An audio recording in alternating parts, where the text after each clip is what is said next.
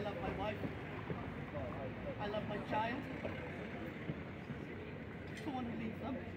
What will be, Richard. We cannot decide our fate. All we can decide is the world in which we leave behind. I mean, not kind of convenient for our oppressors that we are constantly preaching about leading good and honest lives, but we will be rewarded in the next world for our obedience in this one. Amidst the squalor, the stench of death, the wretchedness of this life, fear yourself now, be a good worker, and God will recompense you. And that's like your best work in a bunk.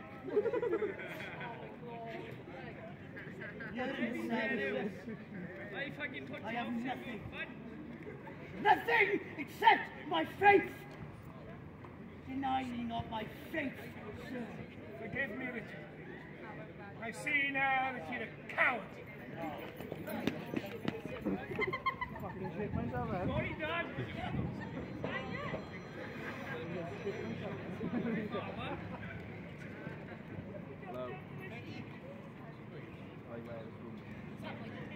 Charity is not welcome here, Mr. Price. I come as a friend, Lewis. There's a tardiness in your compassion, sir. Long enough the working man has suffered at the hands of the pitmaster's greed. You had your chance to make amends. Now you speak the wrath of your own causing.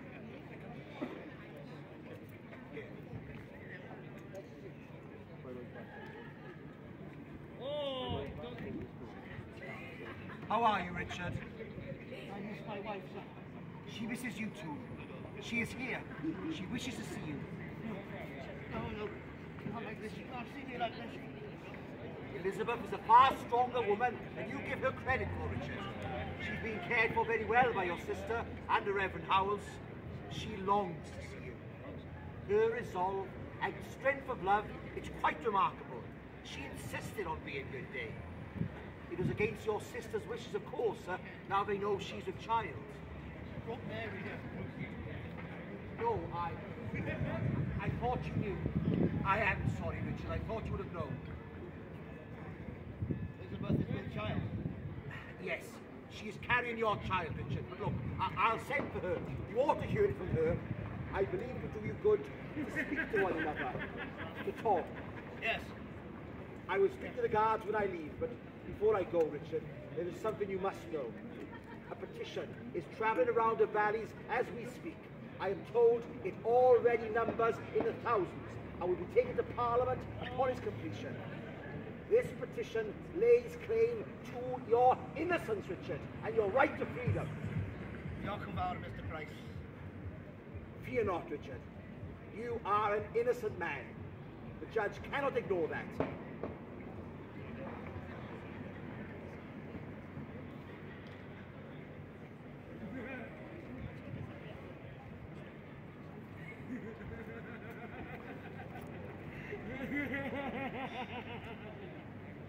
Do you think it would be so easy to buy your pride back then? What do I get a pride from unable to see my family? I believe what Mr. Price said. And if he is able to get my wife to see me, you will seize a man of his word. And what does it matter, Richard? And what of his petition? Do you honestly believe that Parliament would bestow a pardon on Richard Lewis?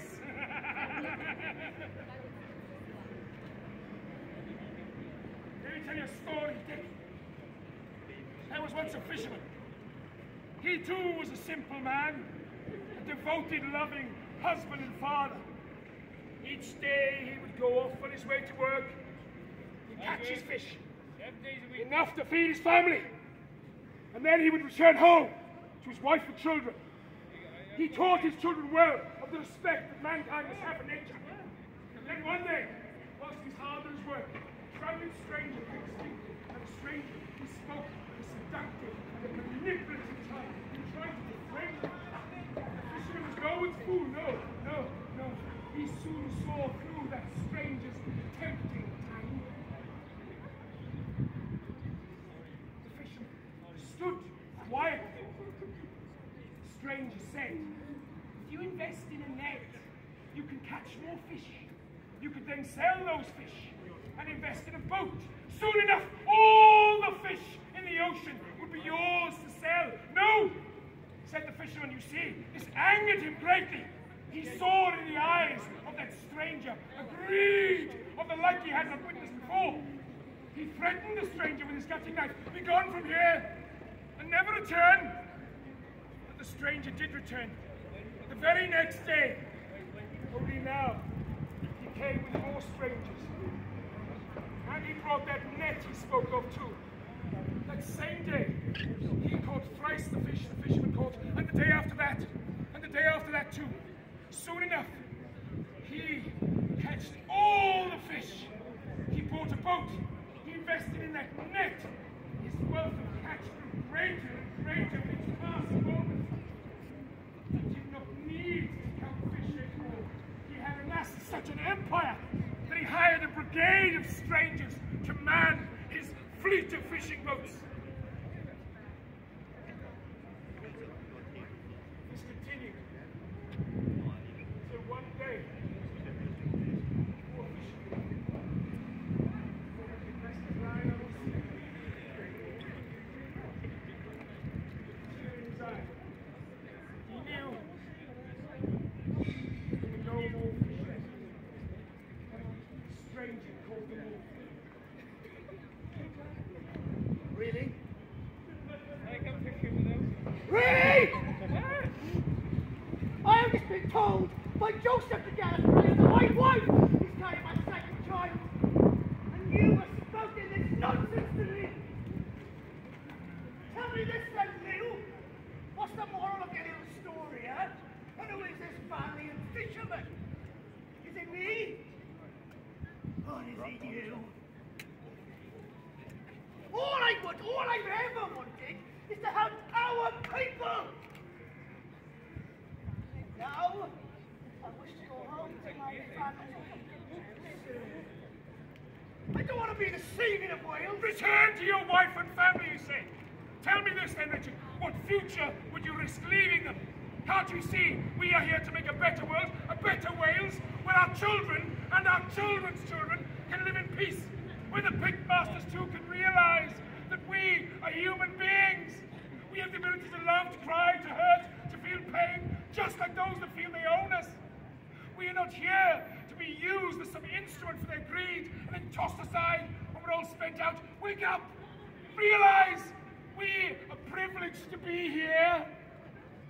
We stand on the cusp of martyrdom. Our passing will serve as a revolution for our people.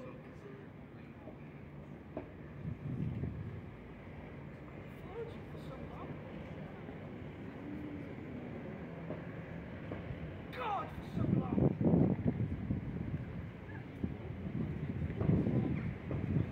Inspired courage we heard. Thousands of us, we followed you.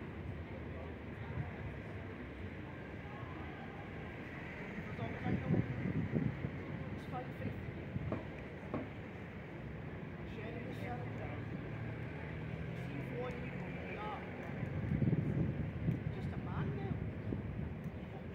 A man consumed with his own legacy. In a world will be a striking. Take down the pair of you!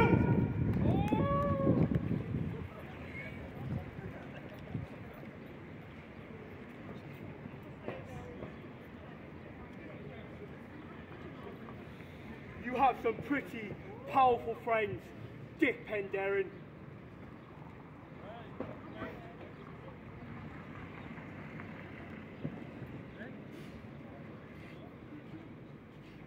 Richard? What have they done to you?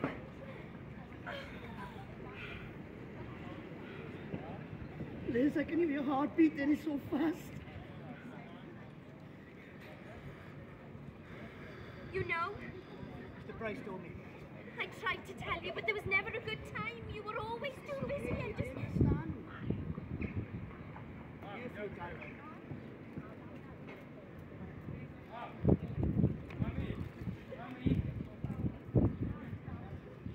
What of Mary?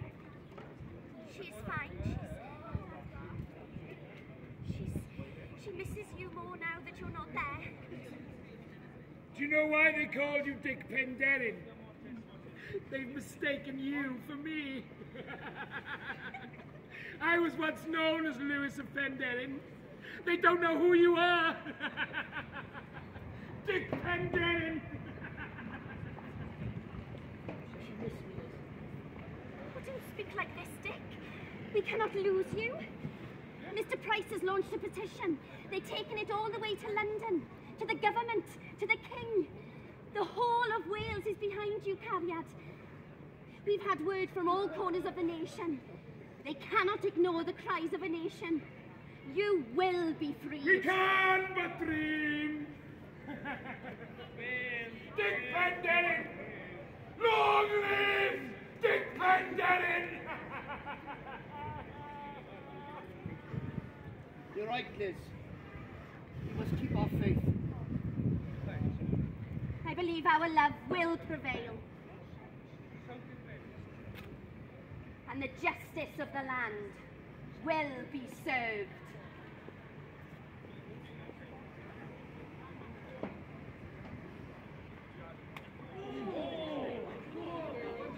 Saddleback.